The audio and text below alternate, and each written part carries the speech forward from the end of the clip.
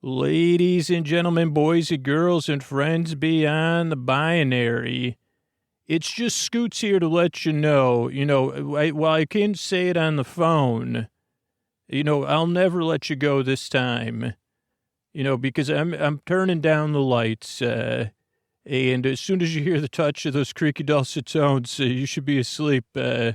That didn't work as well as I wanted it to. And also, when you're hearing this, is probably months after I recorded it. But what am I goofing around? Well, I'm here to make your weeknight feel like a weekend. I'm here to bring that feel, unwind, help you unwind, chill out, get comfortable. If you're new, this is the exact kind of nonsense you can expect for the next 58 or so minutes, because it's time for Sleep With Me podcast that puts you to sleep. And this is really the way we keep the show free for everybody. Hey, everybody, this is Drew. This episode was recorded a little while ago, so I just wanted to let you know this podcast is here so you can feel less alone day or night. We're going to keep coming out Sunday and Wednesday nights as usual. But if you need more help, reach out for help. I have a list of resources in the show notes if you're looking for more help in this current time, because I'm here to try to support you with that. Thanks. Hey, everybody, it's Scoots, and, I've been trying to figure out how to talk about this. I mean, what everything that's going on right now, and everybody's at a different part of your journey. I want to let you know that I have a current plan, and I'm staying fluid here, but the podcast is going to be continuing to come out on Sundays and Wednesdays as usual. And those of you that listen on the Patreon feed, all those releases are going to be coming out as usual. So the podcast is going to be here for you. If you need it during the day for a break, it's going to be here for you. And this is a challenging time for everyone. And so if you're in a position to do so,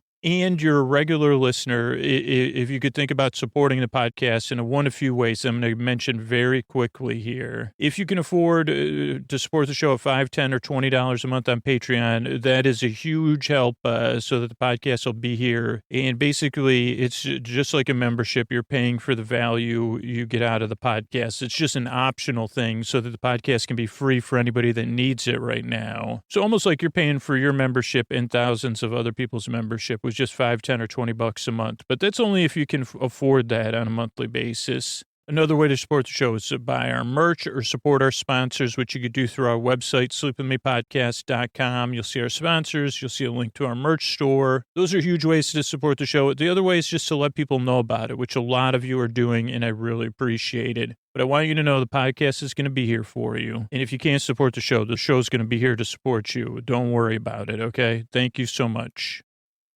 Hey, everybody, it's time for the Sleepy Supporter Zone, the part of the show where I thank the people that make it possible for us to bring this podcast to you free and everybody else who needs it, which right now really, really means a lot to me. So I wanted to thank some of our newest patrons, Jenna, Ray, Mary, Greg, Aiden, Kristen, Denise, Rose, Jamar, Crady, Vinther, and Rana. Thank you so much for supporting the show, for becoming patrons. I'm almost like speechless. Thanks for everybody else that's signed up recently to become a patron or has continued to support the show. And I realize not everybody can do that right now. So I totally understand if you can't or you need to cut back. But I do want to celebrate the Sleepy Supporters. So that's the end of the Sleepy Supporter Zone. Oh, Mystery Bard, a lot of people up on in the show. Who are they? This posty poster son sounds like an earful. Wrote the theme song. Edits episodes too. Carl W. the legend. Also edits episodes. Kenny, Scotty, and Jennifer. Runner. Eric and the team at Astound are on the website. I am the Mystery Bard. I do the lullabies, yeah. I do commissions at jonathanmann.net. I'll write a song for you. Any reason at all. You can tell me the story and I'll make it personal. You see the kindness shine straight on through when the listeners form their own Facebook group. Keith, Stacy, Sarah, Julie, and Jennifer. These are your moderators. Get support, dear Scooter, on Patreon. Buy the merch and support the sponsors. You can find anything you want at sleepwithmepodcast.com. And we're so proud that we could dance to be part of Nine Veil Presents. So now on with Thanks, Mr. Bart. And now it's time to slow it down. I'm at Dear Scooter on Twitter and Instagram. Sign up for our newsletter, sleepwithmepodcast.com/newsletter. And what do you say we get on with the show? Hey, are you up all night tossing, turning, mind racing, trouble getting to sleep, trouble staying asleep? Well, welcome. This is Sleep With Me, the podcast that puts you to sleep. We do it with a bedtime story. All you need to do is get in bed, turn out the lights, and press play. I'm going to do the rest. What I'm going to attempt to do is create a safe place where you could set aside whatever's keeping you awake. It could be thoughts you're thinking about, things on your mind. So it could be thoughts that, like I said, are on your mind. It could be repetitive thoughts, feelings, anything coming up for you emotionally or physically. It could be changes in time or temperature or travel. I'm longing for my bed. Holy moly. I haven't slept in my own bed. I've been traveling and helping someone, and I have not. But I still, I found a way to create my own routine on the road or when I'm not home, really. And I think that's an important thing. A little tiny ritual, it's all you need. So I'm here for you, to be a part of that for you, a part of your wind down. What was I saying? Oh, whatever's keeping you awake. What I'm going to do is, like I said, I got this safe place to set up here, plenty of room.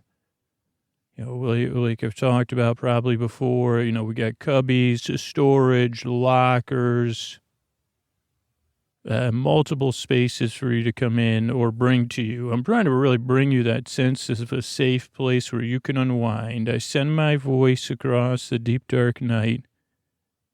I use lulling, creaky, dulcet tones, and not for everybody. Usually creaky, dulcet tones tend to grow on you. I don't think creaky dulcet tones are normally well suited for multiple choice answers where you're only allowed to answer one. Like you say, well, what type of tones do you prefer? Dulcet tones, soothing, lulling tones, quiet tones, silver tone. That was a great jazz singer that we listen to the podcast for a long time. Chris, he probably still listens. I know Chris's friends probably do too. But you wouldn't say creaky dulcet tones. You'd say, was that a misprint? Creaky dulcets, like creaky like a door. I say, yeah, creaky like a door, or a frog. Not quite a frog. Like, here's another thing that never comes up on the podcast, except when it's written into a story, is toads. And I guess tonight I'll have to give toads their due. Like, on the positive side, though, we'll get back to you, toads. But, because you say, well, how come frogs get all the credit? And I say, well, I don't know what a toad... So don't worry, though. I'll get back to you. Here's the thing. I like toads. I'm pretty sure. Are you a frog or a toad? That's in my brain right now. You're representing a toad. I realize that, but I just wanted to see if you were a frog or a toad so that I don't make an assume out of both of us.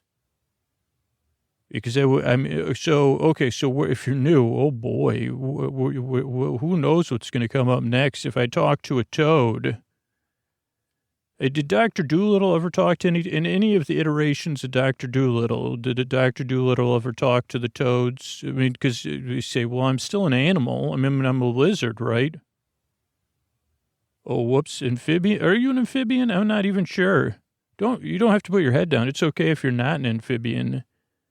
I think those are the ones that breathe through their skin. So it would be handy, of course. Okay, so... Oh, where was I? Oh, so if you're new, I'm going to send my voice across the deep dark night, lulling, soothing, creaky, dulcet tones, pointless meanders. You just got one there. Superfluous tangents. That could have been a superfluous tangent. More of a pointless meander, though.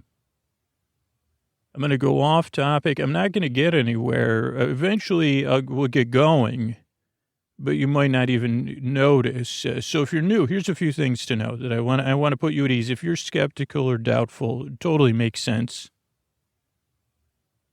If you're feeling ambivalent or not sure, that's totally understandable. So Here's what I'm going to do is I'm going to let me tell you about the structure of the show first, because that's one of the many things about this show that can throw people off. Creaky dulcet tones throw people off.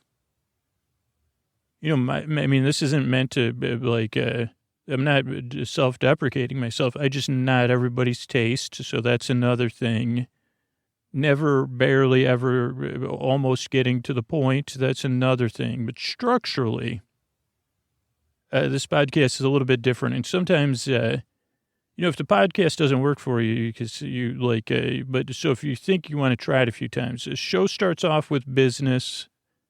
That's really how we're able to keep it free for everybody. Then there's an intro. Now, the intro is, so the show starts off ideally with 2 to 4 minutes of business.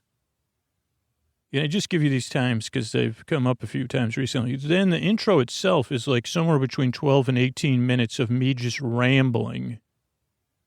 And those are free rambles, not, I'm not trying to get you to do anything other than introduce the podcast to you. So that's whatever, I don't know where we are, between minutes 4 and 20.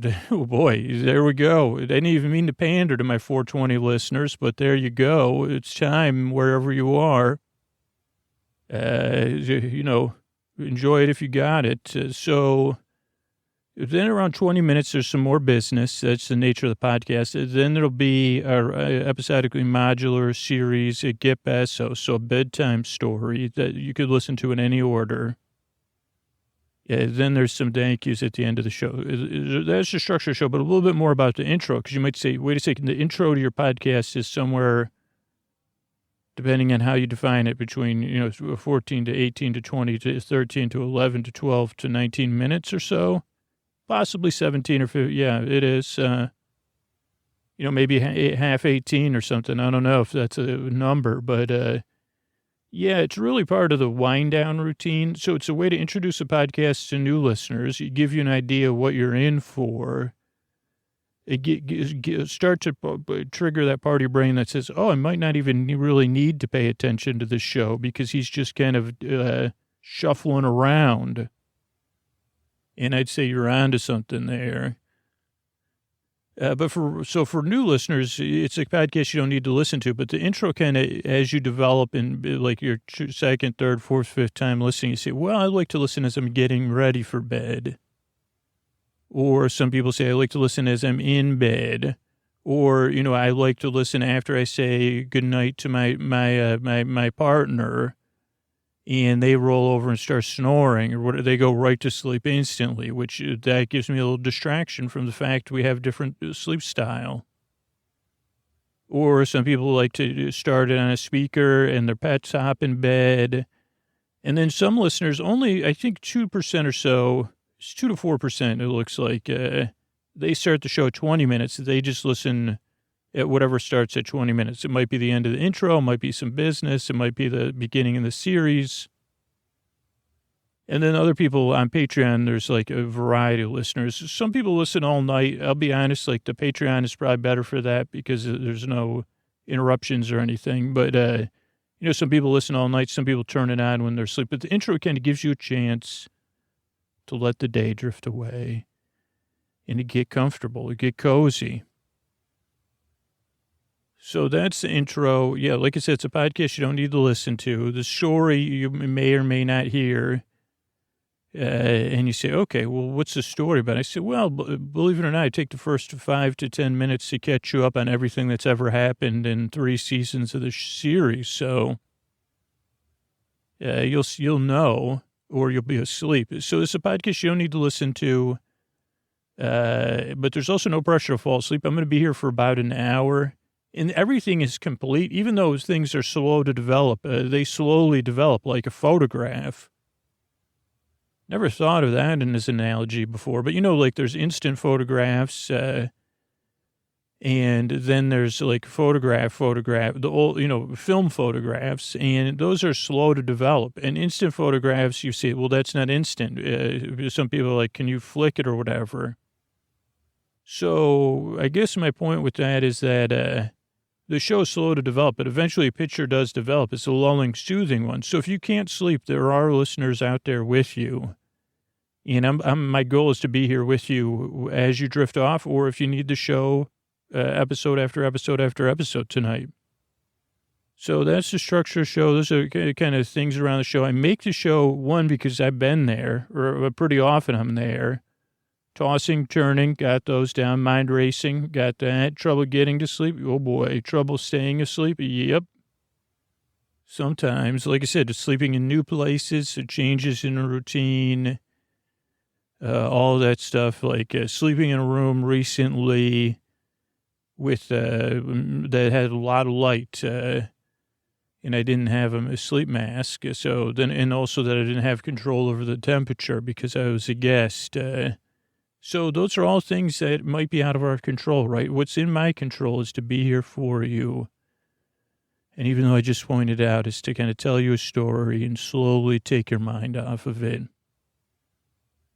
Because I truly believe you do deserve a good night's sleep. You know, I've been there, like I said, and I think you deserve a place of respite, and that your world and our world will be a better place if you're in a rested position. I mean, rested position right now, and then you're rested, and you say, wow, like, here's a question I don't know the answer to. I just assume I know the answer. Do flowers love to be smelled and appreciated? Because everybody says, stop and smell the flowers, and a lot of us, we roll our eyes. But I guess it would change it if you say, here's another, let's take a phrase back. Well, don't worry, Toads. Eventually I'll think of something about you, too. But what if we stop and instead of stopping, like change that phrase? I don't know if we could get everybody on board in the world. Probably not. And also probably people point out that this isn't true. But you say, stop and, instead of saying stop and smell the roses or the flowers, you say, did you ever, maybe if you just say it as a question, did you ever wonder if flowers love being smelled and appreciated? And then you pause. So this isn't exactly efficient. Then you pause and you say, because I sure love smelling them. Holy cow. Even when they don't smell, I love taking a second. Probably would still roll our eyes at that person. You're right. You're right, Toad. I knew you were in here for a reason. Here's another question. I don't know if you are an amphibian or not. And I don't know if that's, I don't really pronounce a lot of words correctly. Amphibian, I think is that. But, you say, well, I got a mammalian brain. I got an like an Eddie Izzard brain, that rhymes with that. Azard, sorry. I wasn't thinking of Azar, I was thinking of the other handsome one. But how come I don't have, I would like an amphibian brain. Where'd you just call it? Because you got, I don't even know which one corresponds. You got the hypothalamus, and that might be the brainstem, or might not be. You got the cortex, you get the cerebellum and the cerebrum. I think there's probably other things, but you're probably right. My once upon a time, someone asked questions like this, and the amphibian brain, part of the brain, walked out because it said, I can breathe out of my skin. What do you want from me? I think that would be, I guess I'm projecting, but I'd say that would be pretty good. I don't know. You're right. I don't know anything about breathing through my skin. I fantasize. You say, well, tell me your fantasies. I say, well, I'm breathing through my skin. And they say, okay, hello? Are you there? Okay. Usually they just say, you know what? I got to go put money in the meter after I say something like that. And I say, I thought you walked here. Oh, okay. I can follow along, though. It was the breathing through the skin. It didn't, okay, bye. Or was it the toad I brought with me? Because here's the thing. I used to hold a lot of toads. I presume they were toads. And they would, I was sure that it wasn't, I was very gentle. I was always gentle with the toads because of, there was lore about you that, you would cause you could cause some skin outbreaks, but that was not true. But also every time I picked one of you up, you would do a number one. almost every time. Never really bothered me too much because it was just once you get used to it. So I don't know. Sorry about that. I guess I guess I have to make amends to all toads everywhere. Probably should do it. You're right. Probably should do it with a donation and not a public apology, because I would have to apologize for my toad ignorance of toads. In ignorance of toads. That would be a book I would think about writing, but would never sell. In ignorance of toads and other. I mean, it could be maybe it could be a chapter. What was my point? You're right. You're right about that. I was just showing the listeners. I don't know. I mean, I think we're trying to take back a phrase, and then I got distracted and started talking about toads. Because you corrected me and you put me back on track. I mean, you're very. I don't know if you. I don't want to. Again, I'm just making. But you are very. You have a stillness about you. So I mean, here's the thing. Maybe like even though. So this is a bit of a reach, but I'm trying to make something positive in sleep podcasts. Taking the toad back from the tired history of the toad. Oh, I forgot to finish my apology to toads. So thanks. I was in the middle of making a point, but I was wrong picking you up, probably making you go number one because you said, "What is this person doing picking me up?" I'm sorry. You could tell me how it affected you. I'm open to hearing about that, and I'd like to understand it better. And I mean, I'm a different person now. I don't pick up toads like that, but if there's anything I can do to make it right, I'd like to do that. See, I mean, I realize it's easy for me to say because you're not sentient, but you seem to be in my brain. What I was going to say, though, I'm not asking you to accept my apology either. Like you could, I'm open to hearing about it later too.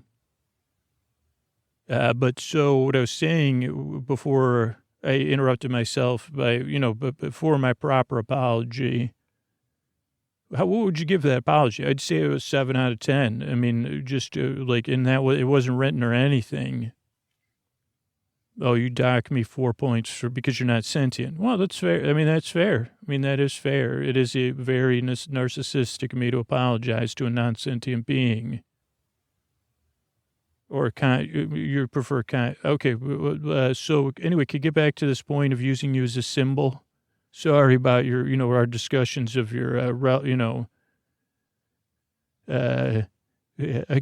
apologize for that one day. But so what I was thinking is you have a stillness. I was trying to compliment you, believe it or not. This toad is holy moly. So you have a stillness about you. And when you think about the other two parts of your brain, they're not necessarily associated with the mammal part, has the heart and the breathing and stuff. I think that's what it is. And milk. I think those are the mammal parts. Not sure. And the lizard parts are, the dashing and running around or something. But maybe you could be like a stillness, like breathing through the skin, even if it's a symbolic sense thing.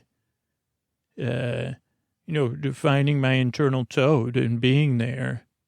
So I don't know. That's just an idea. Anyway, so this is a podcast to put you to sleep. Excuse me, toads. I'll be back one day. You say, what was that donation to the Toadabon Society? The Amphibibon, Scooters founded the Amphibibon Society. Turns out toads aren't amphibians, so then he had to create the Toadabon Society. And that was the end of it. So this is a podcast to put you to sleep. I realize that it's a lot different if you're new. And, I'm just trying to, it does work for the people it works for. So give it a few tries. That's what, millions of people have said it took 2 or 3 tries, and then I became a regular listener.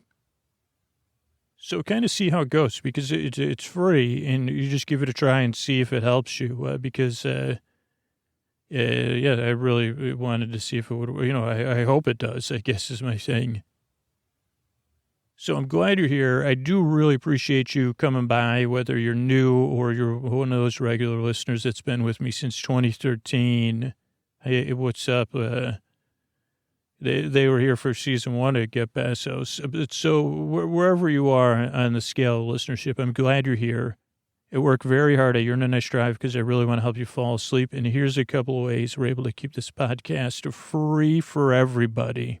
Hey, before we get to the story here, I just wanted to take this opportunity to let you know the podcast is going to be here for you Sundays and Wednesdays as it is in regular times. I just want to give you some peace of mind that it's going to be here. If you're in a position where you could support us, that would be huge. I know not everybody's in that position right now, but if you are in that position, if you could think about becoming a patron at sleepwithmepodcast.com/patron, it's more in the show, $5, $10, or $20 a month. That's a huge help to support the value you get out of Sleep With Me and a lot of other listeners get out of the free podcast. There are pretty amazing bonuses at the $5, $10, and $20 level, just to, as a little teaser. You could also think about buying some merch or supporting our sponsors. You could do that through our website, sleepwithmepodcast.com, or you'll see the links for this week's sponsors in our show notes. And then let me know about it. Let them know about it so I can thank you on the Sleepy Supporter Zone. You could also just share about the podcast in your day-to-day life or online, just when it comes up in conversation. Those are huge ways to support the show, but I wanted to let you know the podcast is going to be here to support your sleep. If you're in a place you could support it back, that's fine. If not, no big deal. I totally understand. The podcast is going to be here for you. All right, and let's get on with the show. All right, everybody, it's time for another episode of our episodically modular series at Get Besos, a tale of Richard Warren Sears and James Cash Penny's escape from purgatory or limbo, or I don't know if something similar to a neutral Janet Void, as a matter of fact. Now I'm thinking about it. A place like that, whatever your belief system or your suspension of that, you won't believe it. Actually, they were in purgatory, and you'll believe it. You know what I'm saying? You're in the right place. I'm here to put you to sleep, So James Cash Penny and Richard Warren Sears, two titans of retail industry, escaped purgatory and returned to Earth in search of teaching some lessons to a fictional figure named Jeff Besos, founder of Amazon.com, who they felt crushed their retail empires. So that's why they came to Earth. Over 2 seasons of friendship, mostly friendship and some adventure, they became friends, all 3 of them. You heard a lot about it in the last episode while they were having a little breaky poo. But yeah, so they had some adventures, and then they found themselves back in purgatory. This was before this season even started. Richard Warren Sears, James Cash Penny, and Jeff Besos. Jeff snuck out to return to Earth, the backup redundant version of Earth. Earth's got a backup. That's great news. I mean, not for us, but for whoever's either supervising Earth or, whatever greater purpose Earth is to serve.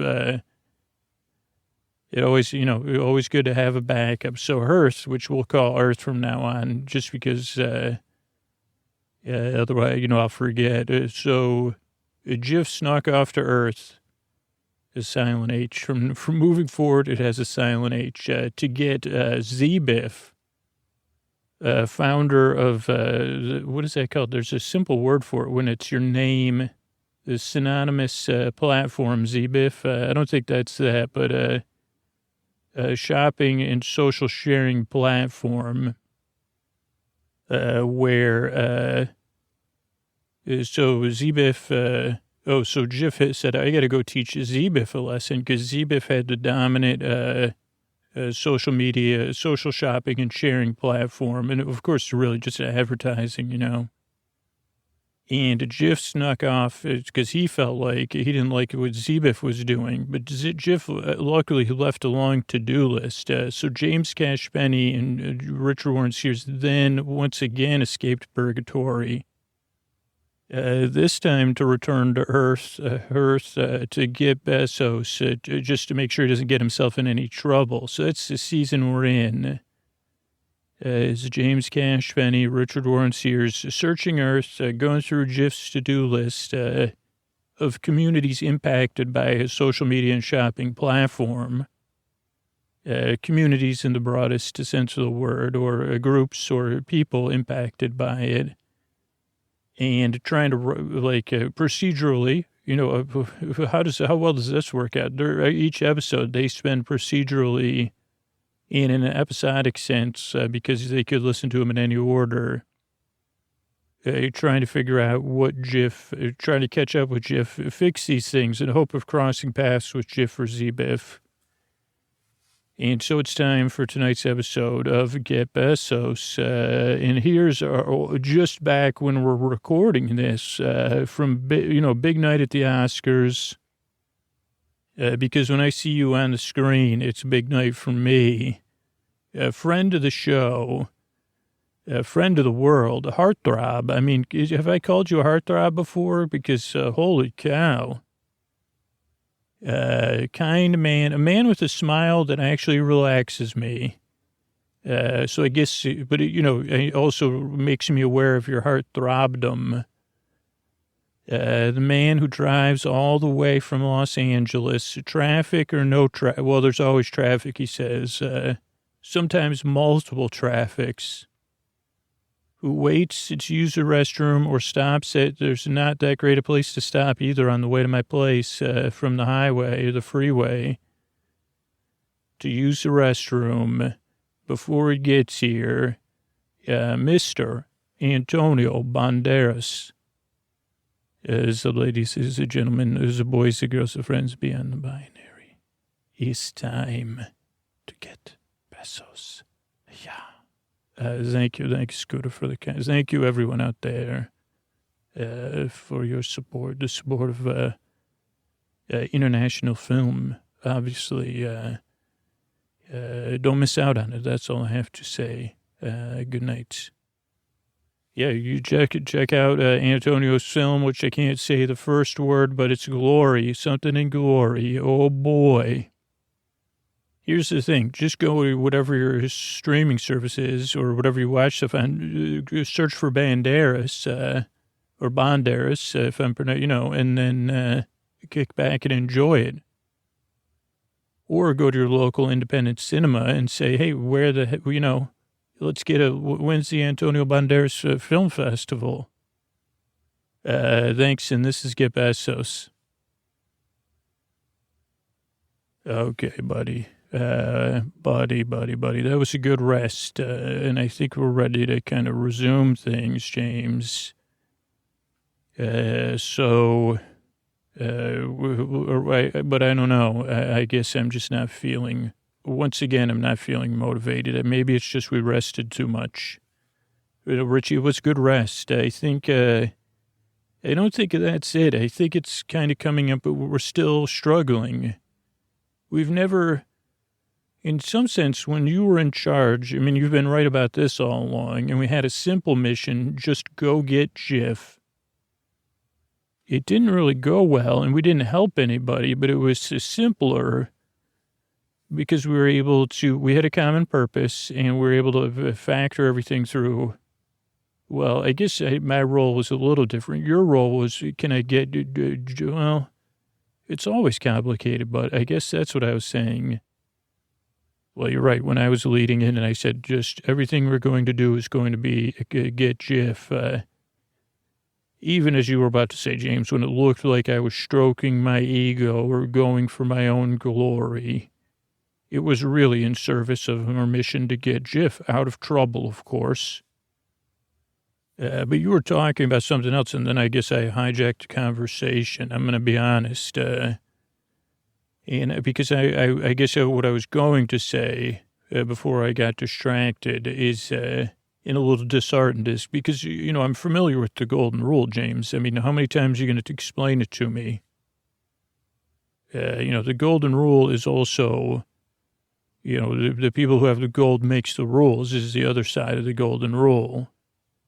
Right, Richie, but I'm just trying to point out what is our, what is our, like, like, should we really try and, like, they call it a pedagogy, you know? I don't know what you mean, James. Pedagogy, like, what are we trying? I feel like we're trying to teach too much.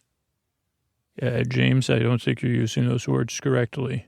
Well, you're probably right about that, Richie, but okay, listen, what you're kind of saying is we have the do as I say, not as I do. Let's just go over what our issue, what we're coming up against. That's number one. Like, can you rephrase that and tell it back to me, James, in your words of your own understanding? Okay, yeah, we are facing that. You're right. The social media shopping and sharing platform seems to really spark that in people or make it easier to say, don't do that. I'm talking about your behavior right now. Yeah, and we're not even thinking about my behavior. I'm just talking about your behavior. What did I do? No. I mean, that's what I was rephrasing. Oh, so I'm now making you rephrase things so I understand it is wrong. No, what I was saying is, James, I'm kidding. Every once in a while, I'm kidding. Well, that was actually pretty good. That was, try to relax. We're here to work together against each other so we can work together. Another thing, James, is like being, and this happens to me, I mean, all the time. I mean, probably because I know better. But I know I spend a lot of time worried about what you're doing or what Jiff is doing or what Zbiff is doing. Is that like a part of being human, James? Or I guess post-human too? Yeah, I think so. I mean, that's one thing is, is it more prevalent here or are we more aware of it? Or again, it's probably a Zbiff thing. Then there's, Richie, I don't know if you noticed this, there's like super offenders, I guess, who, I mean, we've already dealt with a lot of them. You know, they walk their dogs, they don't care, but they point at, they're pointers. They're oblivious or they don't care, but they also get really, they're the first to, to catch somebody else. Yeah, I mean...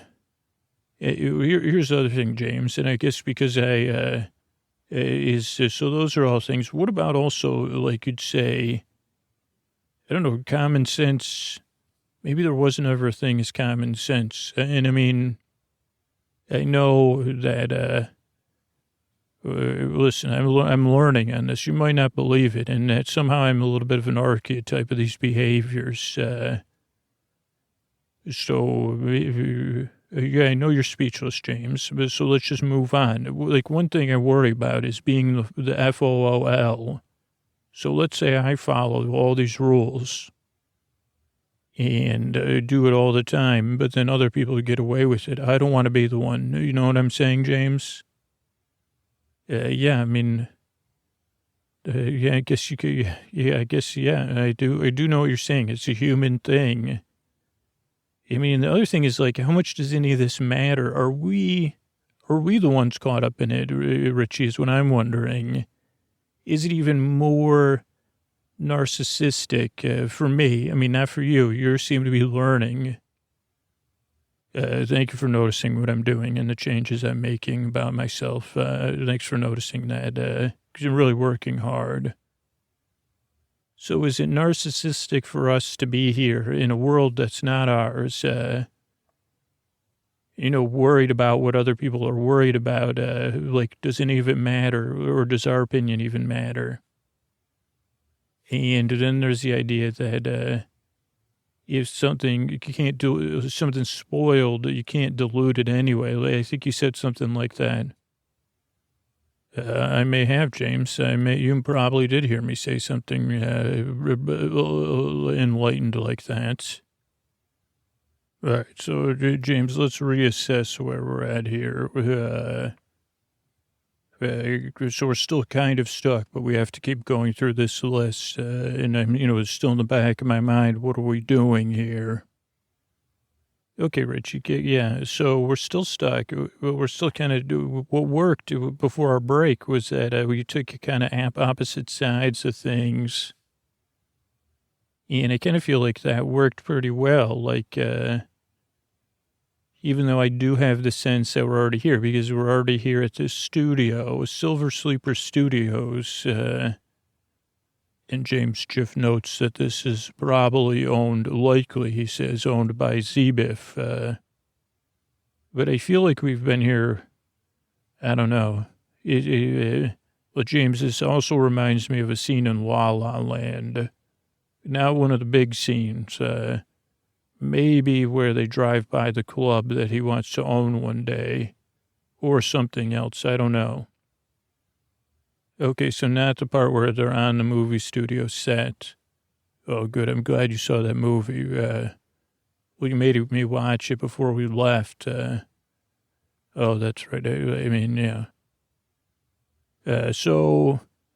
Okay, so we should go in and just have them. I mean, Jeff's kind of sketched out the problem pylon. It says, oh, hello. Yes, we're here. We're consultants here to meet with you. Yeah, Jay Jiffy. Sure, we're here with Jay. Yeah, no, we're just here to help. We know the studio has a situation. Oh, great. You've been expecting us. I'm Richie, R.W., you could call me, and this is my friend James. Okay, why don't you walk us through, how is everybody doing here? This is the team, eh? So we heard about these pylons, okay, you explain it to James, and then he's my rephraser. That's how we make sure. I don't know if you've ever gotten any seminars on active listening. We're the most active listener. No, so we're not interrupting you or cutting you off or explaining things back to you because I don't like the explainers. We're here, but sometimes we unintentionally do that when we're trying to re-explain what you just said back to you to establish that we heard it, also to help us in the listening process. And this is part of the J Jiffy method. If it gets on your nerves, remember this was a J Jiffy method of listening, the school of listening. Okay, James, take it. Sorry, Richie was talking over you there, but I think I picked up on what you're saying. So you're one of the big studios, and we realize what you were saying about the history of the movie studios and how your business has become more and more dependent on blockbusters, and that it's clear that it's not easy for any of you. It's, that's a very high pressure that your movies have to be very, very successful, and that you can't, if you make a miss, especially with some of these intellectual properties you're talking about, wow, Richie, I'm sorry, I'm just having deja vu or something. Oh, that's one of your movies you're working on. That sounds interesting. Oh, that's a heroine, sorry, okay, so if you have too many misses, it's a very pressure-filled business, and you have a general idea if something's going to be a hit or not, but you don't really know. But you accept that not everything can be a hit, but then ZBIF and so that's one part of it. Okay, so I understand that part. Okay. You talk very fast. This is good that I'm going to rephrase. Okay, yeah. You're really able to convey information in an effective and efficient way. If I say micro machines, does that mean anything to you? Maybe gives you deja vu, huh? Okay, so the other thing is with the platform, the ZBIF platform, the social media and shopping and sharing. That's the main source of advertising and word of mouth, which are kind of interlinked at this point.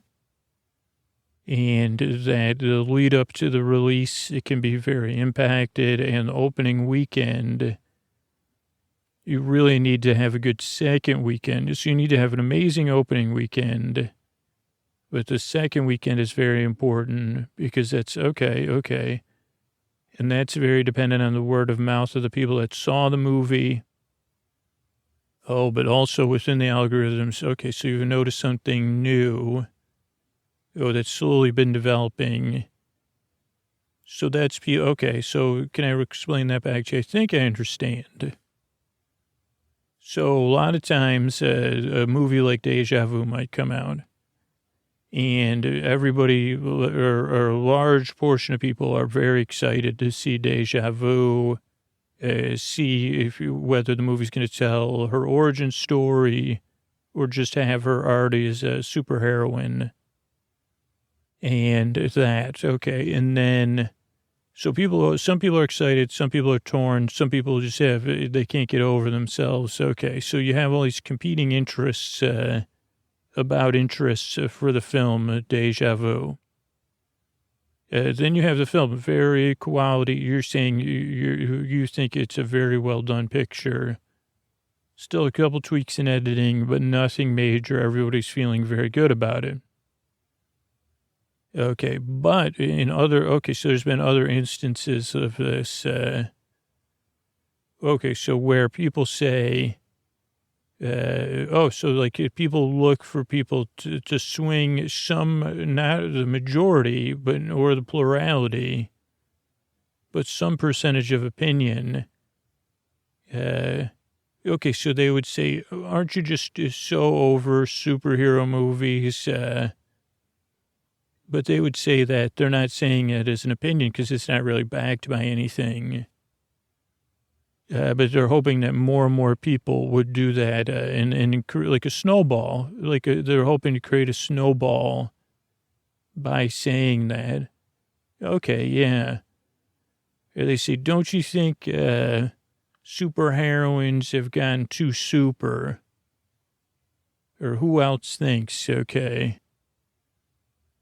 Okay, sometimes they might cloak it like a positive, negative, movies like Deja Vu are great, but I really miss this. Or don't you? Okay, so I understand what you're saying. It's they're looking to create a snowball of people who share their opinion or support their opinion. But it's more, opinion might be the wrong word. You're right. We might not have a word for this. Okay. All right. Well, Richie, we're listening here, and we got the whole team here from Silver Sleeper Studios. Richie, what do you think? I'd like to see Deja Vu, actually. Did you, oh, wait, this is a different, have you ever had a movie that was a modern day musical with dancing? Was it called, I don't think it was called Oh La La Land. That gives you Deja Vu. Oh, there is music in Deja Vu. Sorry, Deja Vu. Sorry about that. No, I was just asking. So I think, James, this reminds me of that famous story we once heard. Opposing side story. Once upon a time, oh boy, it was just like, it feels like it was just like yesterday. I don't know, someone told me this story. It was a filmmaker, actually. And they were so well liked at the studios. Now, this was the era of the real big studios with vertical and horizontal integration. So they didn't have to, some of your concerns weren't their concerns because they said, well, this is the only movie you're going to see this weekend. It'll be in the theater. So, but that's not possible here in your world. Right? Currently, this is a piece of fiction, I mean. But all the movies were big budget. And then, everybody had to go changing everything around. And the movies, they were so good, giant sets, vertical and horizontal information, that made it so they could, create whole worlds and film it, practical effects, saw everything. and big stakes. But everybody, even then, was worried when things started to change. They said, well, this is going to change how we make films. We'll have to avoid mistakes because we can't, if they could only go pick, if they could pick more than, it just started to get with James. Go ahead, James. Oh, James wants to tell the next part of the story. Yeah, so things started to change in the movie business. And they called it La La Land. And the people outside of there, because everybody was so caught up in the business. And when things changed, they said, well, what if our movies don't have the success to pay for all the practical effects and the staffing and all that? What are we going to do? And years went by, and it was like a feast or famine type thing. And no one... someone said, well, why don't you make movies across budgets? And they tried that for a time, and it kind of worked. It worked really well, actually. But then there was a reconsolidation because they said, well, you can make movies for 300, 3 million, 30 million, or 300 million. Not just those numbers. And... but then they went back to these things. They called them, in La La Land, they called them tent poles. Oh, boy, did they. This sounds exactly like the situation you're in. No, not you're James, that's like you're in town. So that was the situation they had, and they needed someone to help fix it. Oh, boy, did they. And that's where that character, this filmmaker, stepped in. Now, his name was Jiff. Oh, boy. And he was not good at making movies. He made some of the worst movies you could ever possibly make. Some people would say they weren't even films, that they didn't even make any sense. They were, James, go ahead. I know you want to go now. But while he didn't know movies that well, he did know about budgets and marketing and workarounds. And he worked with studios because he was able to always make his movies at least break even, no matter how. He always put his movies on budget, and he worked creatively within his budgets. To execute his vision, even though it was artistic and a little bit different and some would say awful. Okay, well, I don't know about that, James. Artistic is ridiculous.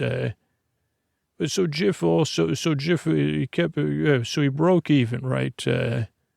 And one day, the very visionary executive from another company happened to be, his name was Randy Warren, and he worked outside of the movie business, and he had seen a couple of these movies by Jiff, and they were not good.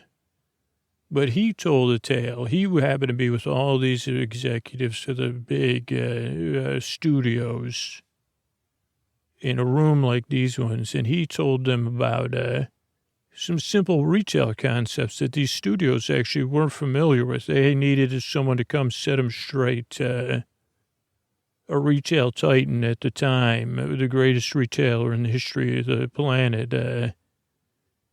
in this story, but really anywhere. And he told them about loss leaders, and they still didn't get it. They said, well, why would you sell something like that nobody wants? And I'd say to get them in the store, that's why. And they said, well, but they wouldn't be satisfied. And he said, I guess you don't get that. And he said, well, then he explained to them about advertising. And they said, we know about marketing movies, not about marketing toilet brushes. And so they had they had a couple debates back and forth. It wasn't always pleasant. Hearing the truth is not ever easy.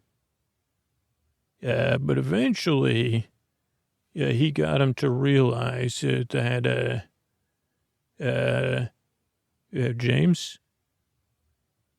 Well, eventually he got him to realize that, some of these retailers would open up a store and a store wouldn't even make a profit. It was similar to, they took this one retailer, took the idea of a loss leader to a whole nother level. And this was a sad time in the history of this story we're telling, but where it was like, oh, you could just run a whole store that would lose money, but it would just try to lose as little money as possible in order to be more to mess with your competitors. Not very fair. And then they said, well, you could use something different than this model.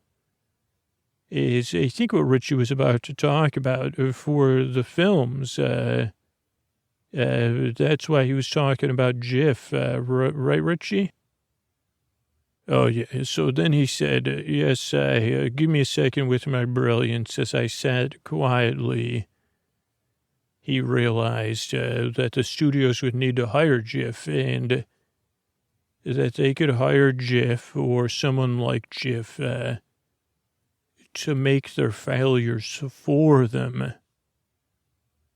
And that the failures could be almost great, but that someone like Jeff's hands, he could make a budget. He could stretch the budget to make the movie feel like a blockbuster. But because he was involved in it, it wouldn't be good. Just his natural taste was not good, and so. The movie was almost guaranteed to fail spectacularly from a public perspective. But from the studio perspective, the movie wouldn't financially fail. And it would help them leverage people's need to point at that and say, oh boy, it would give confidence back to the people behind the productions. And they could also still use it within their existing intellectual property. They'd say, well, we really want Deja Vu to do well. But Captain Caramel, is like a Snada or whatever Snada. That was another, Captain Caramel versus Snada was a movie. That was one of the first ones that Jif put out, right, James? Oh, thanks, Richie. Yeah, that was Jif's first movie, Captain Caramel. It was just called Captain Caramel, but then when they released it to actually seem like they were in trouble, right before release, they changed the name to Versus Snada. And that was, it was like, and people even say, well, why would you put Snada in the name of a film? And so it gave something, but no, this was still early on. So the studios hadn't even really realized what the problem was. They didn't have the brilliant data statisticians or whatever you have working here. And so that movie was more of the critics gave them something, like they actually at the time said, oh, the critics are a problem. That's why we're making failures. And so the critics, for the most part, though there was a small percentage because of Jif's underlying tenacity that enjoyed the film. They said this is a very different movie, a very different take on the superhero genre. Not an anti-hero with Captain Caramel, but not exactly a hero we could root for or against, but kind of someone like that might live down the street. And Snada was like a relatable so it was something like that. But the studios already knew when they had that failure and it only lost almost no money with their creative accounting. When they looked at the bottom line, they said, wait a second. They also realized that this would be a competitive advantage because, it could impact other films. So it became a very thing, and Jay Jiffy became in demand instantly. But then, they realized that it was more the RW, the character's real vision, and not Jay Jiff. Because, he made movies like Rubber Man and Queen of the Lords, Deepwater Blues. Those were some great films, weren't they? James, why don't you tell us a little about those films and how Jiffy's technique changed over time? Well, you're right. He started to take these tempo movies and also, like with Queen of the Lords and Deepwater Blues, change names, create pseudonyms and alter personalities so that it kept the momentum and nobody caught on that it was one person behind these perceived colossal failures. But yeah, Rubber Man was just like, that was one where Jay Jiffy tried to make something that wouldn't make a negative splash. That was a second movie made with the same big studio with Captain Carmel. Rubber Man was like a more somewhat forward character. And that movie was, it was just neutrally received, but perceived then as a failure in a different way. Right, so Jiff found new ways to fail. And eventually Jiff started failing at failing, with Queen of the Lords in particular. Yeah, because that was Jiff's first fantasy film, perceived to be a giant budget, based on, the famous octet, a set of 8 books, the first book, Queen of the Lords, the most beloved of all the 8 books, of course. Except for Princess in the Half Shell. It was the final book, and so Queen of the Lords was where Jiff failed at failing, right, James? Well, kind of, because Jiff had, he made a Queen of the Lords a critical hit. It actually opened up a new arena into examining why they were doing this.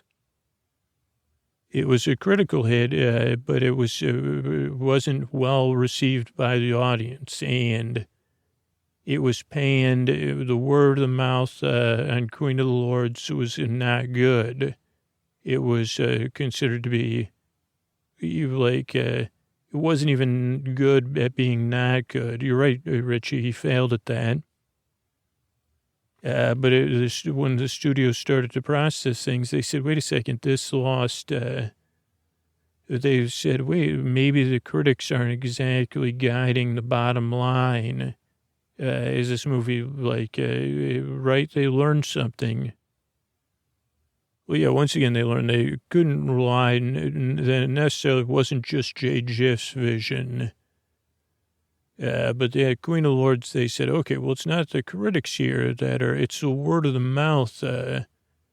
We need you to focus on Jay Jiff. Jiff, you're not doing it right. And they put the pressure on him for Deepwater Blues. Yeah, and that was a very different movie. That was one... Yeah, that was actually a pretty good movie that was marketed in the wrong way. Again, Jay Jiffy's vision, which caused the expectations to be off, which caused the audience to not be happy. But they were happy with the movie, but they weren't happy with the marketing, so they weren't happy when they went to the movie. But at a later date, people were kind of happy. It was a good movie, basically. Marketed in the totally wrong way. So it's critically received as okay. And the word of mouth was strangely controlled because people said, well, I thought this was going to be a movie about 2 submariners, submarine rom-com. but it was really a movie about, like it was a, giant, movie with a giant being. So it was, that it was totally unexpected, totally marketed the wrong way. And that's where, right. So that was where they said, wait a second, there's something going on here with this word of mouth and the piling on.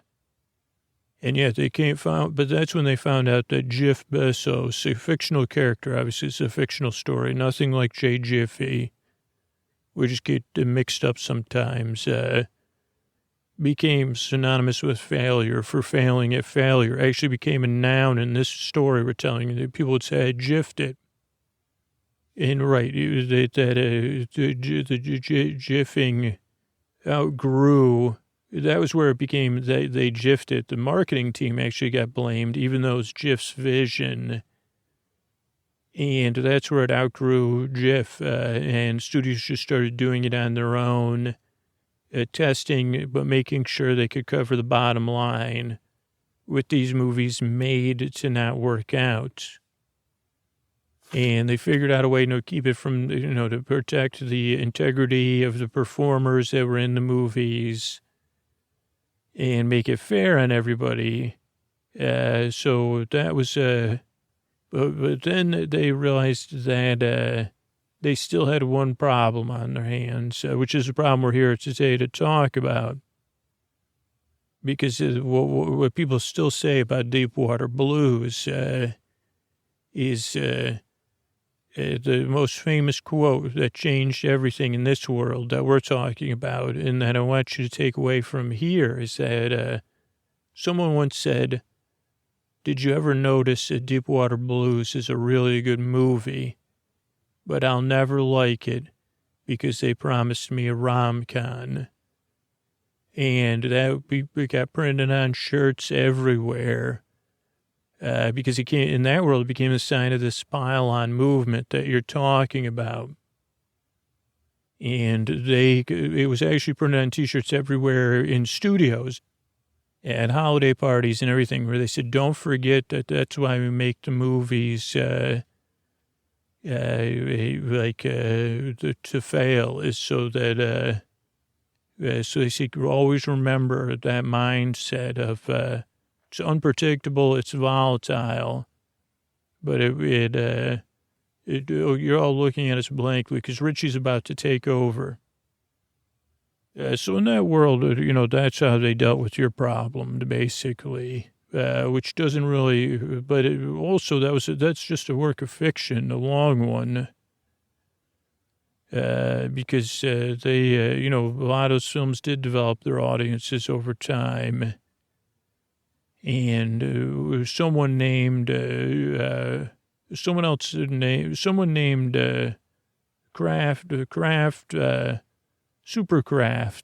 said, what if you listen to these? Is there any truth in these pylons? And then they started making movies based on they hired everybody from these pylons to make movies or write them. And that turned out to be, those turned out to be failures they were worse than Jiff's movies. And they were too convoluted. And so that didn't work either, James. But that was an idea they did try. Right, but that craftsmaster or whatever wouldn't give up. They said that there's got to be something to this. And so they thought if they were working in this world today, that's where they'd look at, not for information, not for certainty, because it's causing uncertainty, and not to avoid it or say, oh, maybe you do know what you're talking about when you say, Deja Vu is a movie I wish I could forget, or whatever. Who agrees, or whatever you're worried about them saying. They did have to find a way to empower these pyloners, these snowball seekers. And so they started some programs, at least in this story we're telling, like some official and some unofficial, because they realized that they had to get more information. Maybe it was algorithmic even to start, because these studios were also sitting on years and years and years, decades and decades and decades of film. And they were looking on they were looking in the wrong place. And so they had to, thanks, James. They had to redirect, James, thinking about empowering these pile-oners is making me squinch on the inside. Yeah, but they had to put them to work somewhere, so they would be investing their energy someplace else. And so they tried to get them to pile on movies and give them useful information about their trove of films and intellectual property. To find the hidden gold in their back catalogs and say, well, maybe we should bring that movie back, or maybe there is an audience for that film. The archives that they already controlled and owned could be another source of either perceived failures or of interest. They say, oh, the reason they don't like these current movies is because it's not like these ones. Oh, hold on, James, they're talking.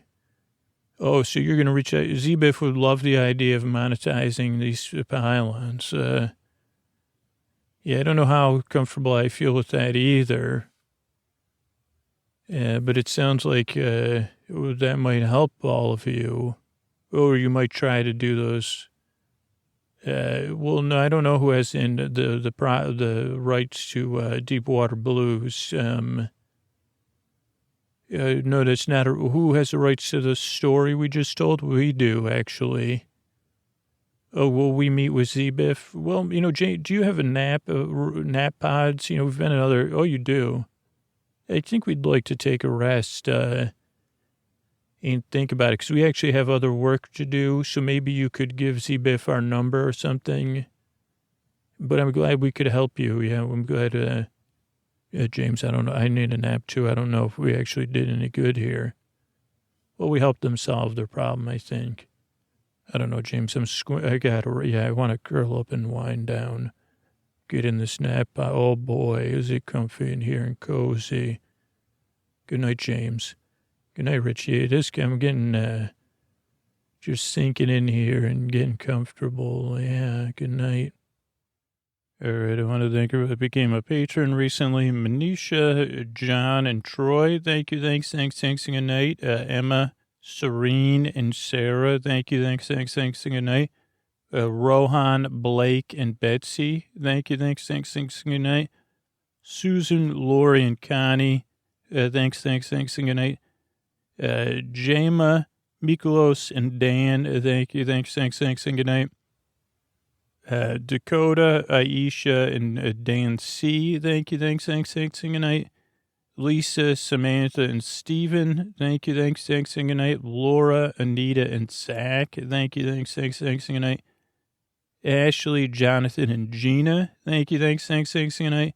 Ashley B., Savannah, and Aaron. Thank you, thanks, and good night. Barbara, Carrie, and Ryan. Thank you, thanks, and good night. Matt, John, and Ashley. Thank you, thanks, and good night. Desmond, Lee, and Peter. Thank you, thanks, and good night. Eileen, Christy, and Courtney. Thanks, and good night. Maya, Riel, and Ellen. Thank you, thanks, and good night. Rickus, Simon, and Darcy. Thank you, thanks, and good night. James, Nicholas, and Jim. Thank you, thanks, and good night. And Kendall and Shannon. Thank you, thanks, and good night. Thanks, everybody, for supporting the show. Sleep With Me exists as a free podcast because listeners that support the show directly, like Patreon, get merch, support the sponsors, and come to the live events. And then we grow as a podcast from people spreading the natural word. So I appreciate everybody that's involved with the show on behalf of everybody else. And speaking of spreading the word, here's a podcast I want you to know about, too.